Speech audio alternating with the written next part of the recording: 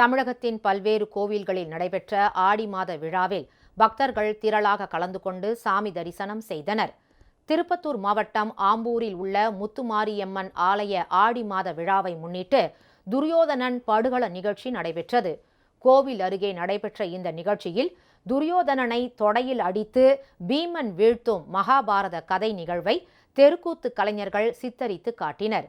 இதேபோல் திருவண்ணாமலை மாவட்டம் ஆலத்தூரில் நடைபெற்ற துரியோதனன் படுகள நிகழ்ச்சியிலும் கிராம மக்கள் ஆர்வத்துடன் கலந்து கொண்டனர். துடைப்பத்தாலும் முரத்தாலும் அடிவாங்கி பக்தர்கள் நூதன நேர்த்திக்கடன் செலுத்தும் நூதன வழிபாடும் இந்த விழாவில் இடம்பெற்றது.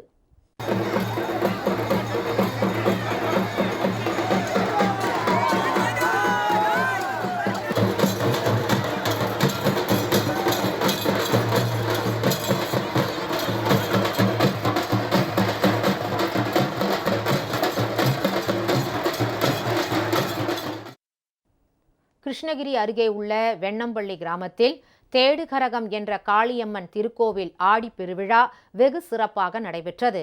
நையாண்டி மேளம் கரகாட்டத்துடன் நடைபெற்ற இந்த விழாவில் சுற்றுவட்டார பகுதி மக்கள் திரளாக கலந்து கொண்டு சாமி தரிசனம் செய்தனர்.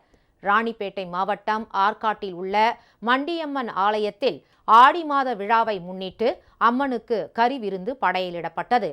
தீபாராதனைக்கு பின்னர் கோவில் வளாகத்தில் பக்தர்களுக்கும் கறிவிருந்து பரிமாறப்பட்டது.